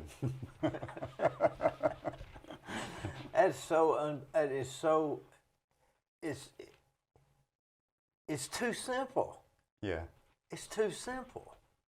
But it's so complex at the same time. Yeah, you almost have to do this to see how simple that is. Right. And if you could take this thing or this method, you could become great. Yeah. Not necessarily in this, but in anything. Yeah, it could be anything. See, it's not tea. No, not tea. It's nothing. It's nothing to do with tea. No, tea is just a framework that you use to build whatever habits that you want, if they're contemplative habits or if they're slow down habits or if maybe it's just a health habit. Or destructive habits. Yeah, yeah. So, you talked about somebody who wants to stop drinking. They realize that for whatever reason, this is not what they want in their life, or it's not good for them, or their doctor told them they had to quit, or whatever it is, right? Mm-hmm. Then you got to find a way to replace that habit. A habit is something, again, we have to remember, it's subconscious. It's been pushed deep inside your mind. It fires without you thinking consciously about it. So then you got to pay attention to that habit. What are the triggers? What is it that makes me want that drink? What is it that makes me want to go there? What are the situations? And then you got to figure out a way to change the context or swap little things out. There's one guy, that's a book you probably have heard of, or maybe some of your viewers have heard of, called Atomic Habits. And he just talks about breaking them down into the little atomic things, the little tiny things, because those will snowball if you add them up. But I've read his book, and you've actually made it simpler, but by not looking at the exact thing. Yeah, yeah. This relates to your branding business. Yeah, yeah. It's all the same thing for me. It's the same thing. For me, it's all the same thing. Yep. Boy, that is, that's deep, isn't it? It is. It is. Now, here's the ironic thing I'm seeing. I see all of this. This is very interesting, and I'm seeing how this is a way to make a person better or enlightened. Mm-hmm. But in your branding, you're actually in other words, sort of jujitsu. You're using the knowledge of this to brand something. Right. Do you see the irony in that? Yeah. Mm-hmm. Which is probably why you're good at it. Yeah, they work back and forth. It's like a cycle. Yeah. Because, and I know you're not trying to get them to become alcoholics, but you're trying to get them to relate by needing this to that brand. Yeah, yeah. So like for me, if you look at, so like I said, there is a Theology Prof website. It's very undeveloped. There's even a lot of dummy text on there. I mean, it's because I haven't really done a whole lot with it. There's a Theology Prof Instagram. There's a Theology Prof Facebook, Theology Prof Twitter. But Eric Wilbanks has been around a lot longer than that. EricWilbanks.com is where my website is. That's all about change. How do you do the things you need to do to become a better version of you, to improve your life in some way, right? And so there are, for me, 4 things that I focus on in terms of helping myself change and helping other people change. Change through psychology, which I love. I was a psych major at Lee. Change through what I call brandology, which is the branding process. So you can change your brand strategy, change the way you think about branding your business. There's change through teology, which is using tea, maybe in a contemplative way to bring change, interchange, right? So the brandology, psychology, theology, and then of course for me, the one that's the most important is theology. How can Scripture change me on the inside out? So for me, it's all about what is it that I think would make my life better? My life, my business, my relationships, et cetera, et cetera, et cetera. And then how can I use these 4 simple things that people already know something about to make things a little better? And that's it. I mean, that's it in a nutshell. That's who I've been for years, and it's who I assume I'll always be. Do you think that a lot of this stuff we went through in life that looks chaotic, it's all more of a pattern than we realize? It seems like chaos, but all these things that led you to this and to your business branding is all related. Yeah, honey, I'll give you an example. So I mentioned that when I lived in Orlando, I worked for a publishing company. So at this publishing company, I was responsible for developing resources for youth and children's pastors. So I developed curriculum, I wrote curriculum, books, conferences and events, websites, e-newsletters, the whole 9 yards, right? I had an e-newsletter, and again, this is way before anything social media. Okay? In fact, blogs were still misunderstood. People didn't even really know what a blog was. Even though they were out, there weren't a lot of people doing it.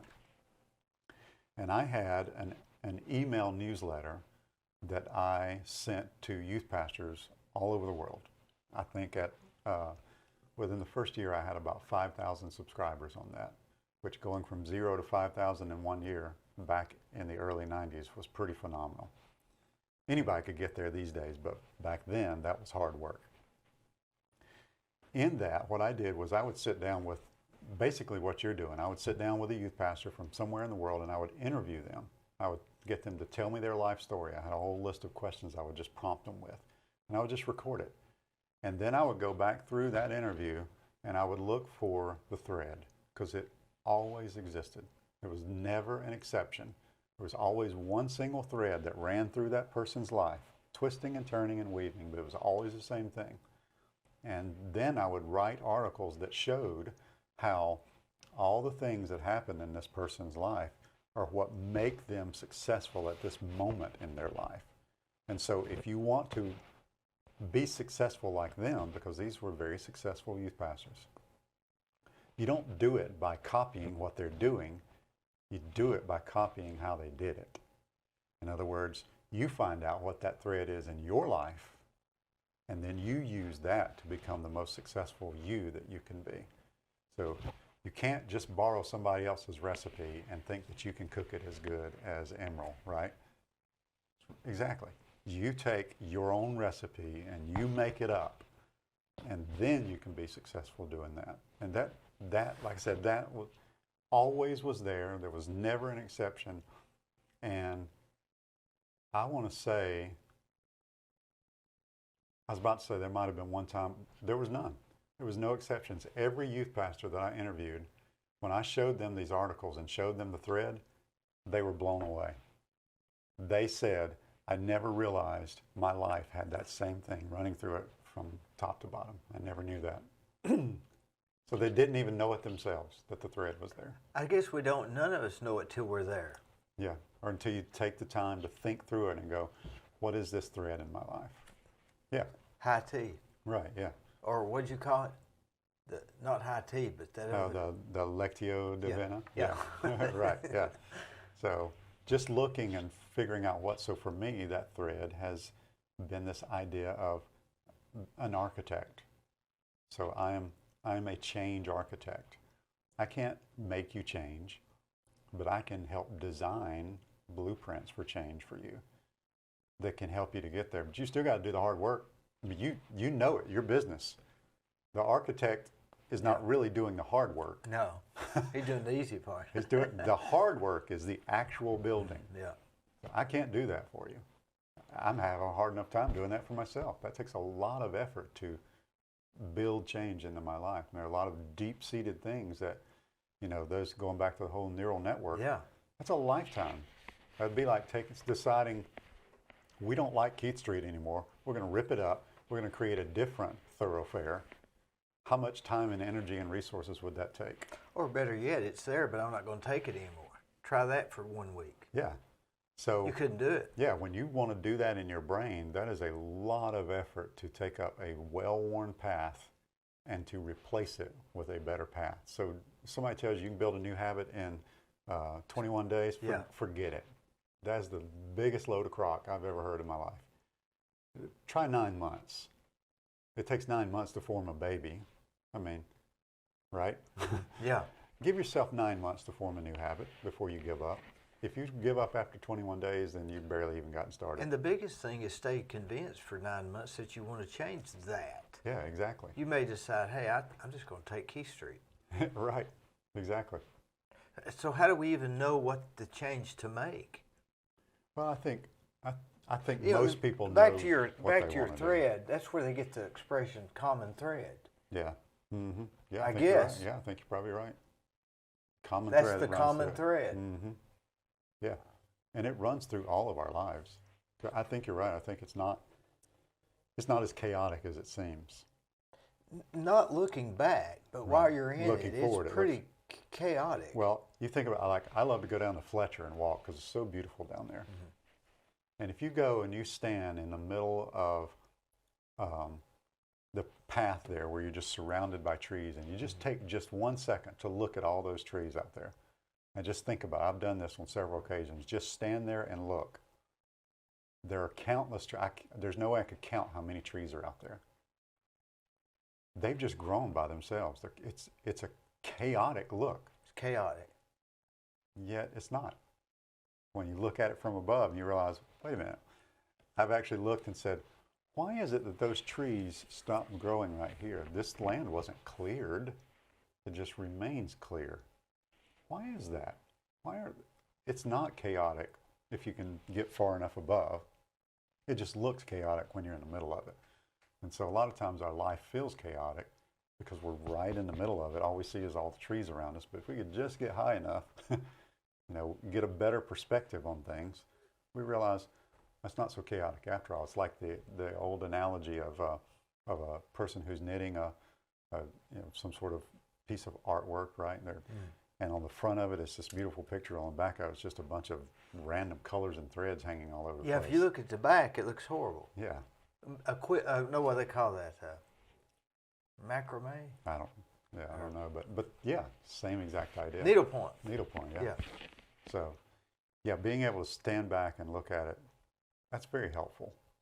But you have to want to take the time to slow down and step back and take a long, big picture look at your life and say, what is it that I really need to change? But now, taking your tea time, you say you're not doing that then. I don't do it every day, no. No, what do you call that? Not the high tea, but Delectio divina? Delectio Yeah, I divina. don't do that. I usually only do that if I feel like I need that contemplative moment for that moment, right? I need to get away, or B, when I'm trying a new tea. But now that is stepping back and looking at something, but you're not looking at it. I mean, you're stepping back, you're taking a moment, you're calming down, but you're not looking at that issue. You're Right. looking at this. Yeah, no, I'm not paying attention. But you're to the thinking, issue. but you're saying it can still help to center you to solve the thing that you're not thinking about. Yeah, because a lot of times when we get frustrated by a problem or an issue that we can't solve, it's because we've lost the ability to see the big picture, right? And we get so frustrated, we get so overwhelmed by all of the data that's coming at us, right? That all we see are trees. And sometimes it just helps to just step back and go, wait a minute, okay, I know there's a lot of trees there, but there's also a beautiful forest that starts here, that ends here, that winds here, that goes to the river, and there's a river there and snakes there. Oh, okay, now I see it. Now it's making better sense. So sometimes just stepping away from something and sort of calming yourself down, relaxing. And not even necessarily looking at it. Right. It just helps you when you go back to it to have a little better perspective. Again, I like to do that by taking a walk. If I've got something that I really can't figure out, a problem that I'm really struggling with, I will fix myself a cup of tea. I'll put it in my stainless steel thermos, and I will go down to Fletcher, and I will walk, and I will sip, and I will think until a solution hits me. And I mean, that happens very often. But I use the combination of the two. I'm not sitting down having tea, but I am having tea, and I'm still doing the same thing. I'm smelling it. I flipped the lid open, and I'm smelling that tea, and I'm just taking it in, and I'm letting it relax me, and I'm enjoying every sip, and I'm just thinking, and I'm walking, and I'm talking out loud to myself. And if people saw me, they'd probably think I was crazy, you know. But that's what I do to just process. If I got a big problem for a client that I can't figure out, that's what I do. That is very amazing. I see how this is tied together. I assume you do. Oh, yeah. Or can you see the thread? Oh, yeah. Yeah. Yeah, and again, like I said, for me, it's all about how do I take control of something that is overwhelming me for this kind of stuff and take back control of me. It's not really about the tea. Tea is just a vessel. It's just a thing that I do. It could be anything for you. You know, it could be taking a walk. It could be sitting down with your dog and petting your dog for 5 minutes, right? But just stepping back, taking back control of your emotions, getting yourself back. Okay, breathe. Some people will just do breathing exercises. Just sit down and take 10 slow, deep breaths. Hold it for 15 seconds, release it over 15 seconds. That's another way that people do just relaxing techniques and grounding yourself. And because your emotions can run wild on you. And they can really mess you up, especially when you talked about, you know, facing a problem you can't solve. If you let your emotions get, and people will laugh, people who know me really well will, you know, laugh and say, I don't have any emotions. But the people who live with me know I do. You know? Yeah. And I can have them pretty deeply. So I have to really work sometimes to rein those emotions in, not allow them to run away with me, remind myself of the facts and the truth of a situation, you know. Like if you're, you know, a coworker or your child or your spouse, you know, does something that makes you mad. You might have a gut reaction that says, they hate me. Or why are they doing this to me? Why are they inflicting this on me? But if you just take time to step back away from it, get control of your emotions, you realize, oh, it doesn't have anything to do with how they feel about me. It might have everything to do with how they feel about themselves right in this moment because they just got a call from blah, blah, blah that really upset them. And that upset is just pouring out on me, right? Could be anything. Could be little, could be big. But stepping back away from that and realizing, no, I can't allow that to overwhelm me and take control of me at this moment. I've got to figure out a way to get back to where I'm in control. I'm in the driver's seat, not some emotion that was created in the moment. You know? You seem to be the most stable, emotional person I believe I've ever met. That's pretty sad. Yeah, you know, and again, I think some people would probably say that. I don't know if my wife and kids would say that, but you know, that'd be an interesting question to ask them. How stable and emotional do they see me? It would depend on if anybody was listening to them when you asked right, them. exactly, yeah. So, you know, I really do try. I try very hard to maintain control of my emotions because I believe that emotions play a role, but they should never be in the driver's seat. That's just a personal belief. You know, it's not an absolute. I don't see it in scripture anywhere. Almost like Spock on A lot like Spock. I'm a longtime Star Trek fan. because he had no emotions. He had, well, No, he controlled his emotions. he controlled his. Yeah. But no, according to the But he had a storyline, he didn't have any. Did Well, he? no, he had a human mom. He Yeah, had a human mom had and a Vulcan dad. Vulcan so dad, yeah. He had emotions, but he had to work super hard to control them. So, yeah. unlike a true-blooded Vulcan who was Yeah, that was a good show. That was a Wasn't it? great show. So what else do you do besides this? And you know, let's go back to this for a minute. This interesting thing. I ride bicycles with my friend Alvin Calhoun, and we was riding down the road, and we was going to take a left, and so he points to the car coming. Well, the guy in the car points straight ahead, and we both thought for a minute, you know, you could get mad at that. Right. We're going that way, and he's saying, well, I'm going this way. Or was he saying, that's fine, you're going this way? You could take that 15 different ways. Mm-hmm. He might have been pointing at a dog and not even pointing at the road. Right. Yeah. So you've gotta take everything at face value and not read into it. If you did, you'd stop the guy and throw a rock at him. Give you a perfect example of that. Just the other day, my wife and I'm trying to remember where we were. It was somewhere in Middle Tennessee. I can't remember exactly where it was. But we had gotten out of our car, and this lady we heard coming up. There was another lady over here, and she was on her phone. There was a lady coming this way, and she was gesturing very loudly to this lady. And in the back of my mind, I thought, oh no, there is about to be a fight. What had happened was, and you could hear them talking. They were just right behind us, the same way that you guys are right here. That the same thing. There was a gesture, and this lady was trying to make sure that she didn't do anything to make this lady mad because of the way that this lady gestured. And she just was coming up to try to make sure, are we okay? I hope I didn't make you mad, you know, blah, blah, blah. And this lady was clueless because she was on her phone and she talks with her hands. Mm-hmm. And so when she gestured to the person she's talking to on the phone and had no idea that this lady was even in the picture. And so then you heard them just, oh, okay, that's great. Thank you so much, blah, blah, blah, blah. Wars are started that way. Wars are started that way, yeah. Crazy, isn't it? It's crazy. What they need to do is stop and have a cup of tea. Yeah, have a cup of tea. You know, many, many wars have been discussed over a cup of tea. Many, many multi-billion-dollar deals have been discussed over a cup of tea. Many, many nation peace treaties have been discussed over a cup of tea.